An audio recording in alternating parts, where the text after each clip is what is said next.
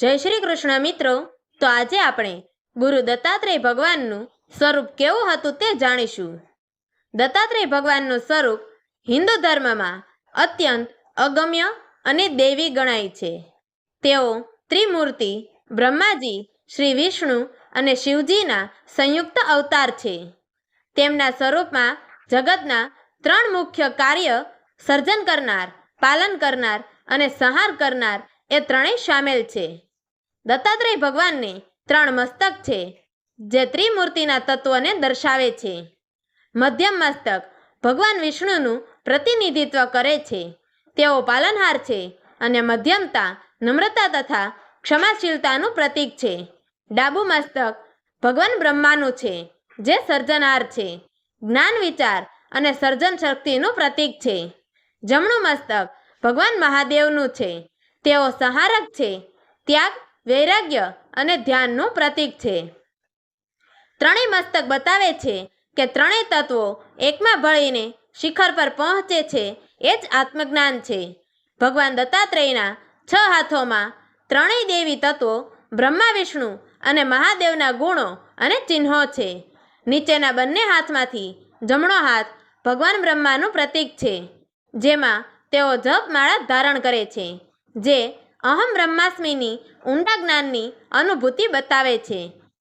નીચેના ડાબા હાથમાં કમંડળ ધરાવે છે, જે પ્રજ્ઞાનમ બ્રહ્મનું પ્રતીક છે, એટલે જ્ઞાન અને બુદ્ધિનું મૂર્તિમંત સ્વરૂપ।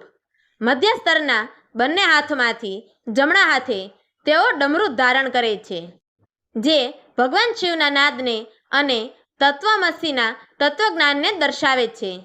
મધ્યના ડાબા હાથે ત્રિશૂલ છે, જે ત્રિગુણોના નાશ અને વિરક્ત જીવન માર્ગના ચિહ્ન રૂપે ઉપસ્થિત થાય છે। ઉપરના બંને હાથમાંથી જમણા હાથે તેઓ શંખ ધારણ કરે છે, જે ભગવાન વિષ્ણુના ઓમ બ્રહ્મ ધ્વનિ અને પુનઃ સૃષ્ટિની શરૂઆતનું પ્રતીક છે, જ્યારે ઉપરના ડાબા હાથે ચક્ર છે, જે સમયના ચક્ર અને ધર્મની રક્ષા માટેની દેવશક્તિનું પ્રતીક છે। દત્તાત્રેયના પીઠે ઉભેલી ગાય વેદમાતા ગાયત્રીનું પ્રતીક છે। ગૌ માતા સમગ્ર ધર્મશક્તિ, પવિત્રતા અને જીવનદાયી શક્તિનું સ્વરૂપ છે। ગાય ભક્તિથી પ્રાપ્ત થનારા પુરુષાર્થોનું કારણ છે। ધર્મ, અર્થ, કામ અને મોક્ષ જેઓ 4 શ્વાનોના રૂપમાં દત્તાત્રેયના ચરણો પાસે નિહિત છે। આ શ્વાનો ભક્તિ અને શાસ્ત્રપ્રેમી જીવનની દિશા આપે છે। તેઓ ઇન્દ્રિયોનું નિયંત્રણ, શિસ્ત અને ચેતનાની જાગૃતિનું સંકેત આપે છે। દત્તાત્રેય ભગવાનનું સ્વરૂપ એ માત્ર દૈવી રચના નથી, પણ એક સિદ્ધાંત છે। તેઓ ભક્તિ, જ્ઞાન, વૈરાગ્ય, તપસ્યા અને ધર્મના સંયુક્ત સ્તંભ છે। તેમનું દર્શન કરવાથી વ્યક્તિને ત્રિગુણાતીત થવાનો માર્ગ મળે છે અને જીવનના ઉદ્દેશ તરફ ગમન થવા લાગે છે। દત્તાત્રેય ભગવાન અંગે એવી એક લોક પ્રચલિત માન્યતા છે કે તેઓ દરરોજ વહેલી સવારે કાશીમાં પવિત્ર ગંગાના જળમાં સ્નાન કરતા હતા।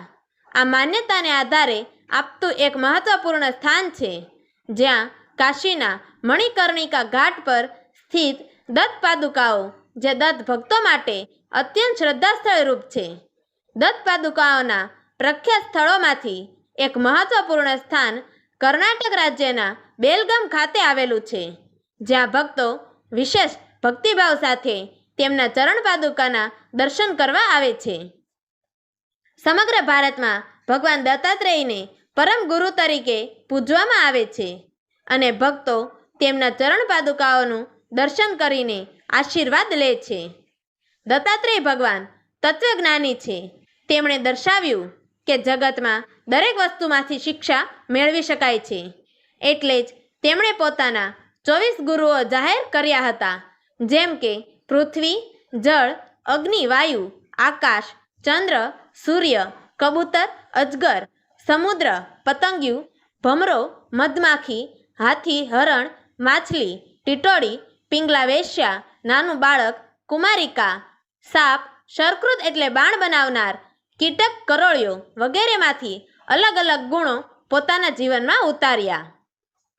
તો મિત્રો, જો તમને આ વાર્તા સાંભળવાની મજા આવી હોય તો નીચે કોમેન્ટમાં જય ગુરુ દત્તાત્રેય લખીને જરૂર જણાવજો।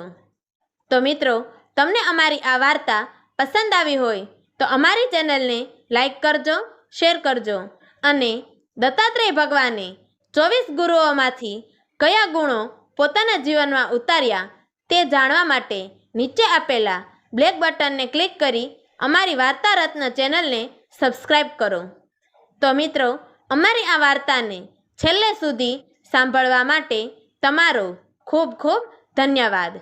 જય શ્રી કૃષ્ણ. હર હર મહાદેવ.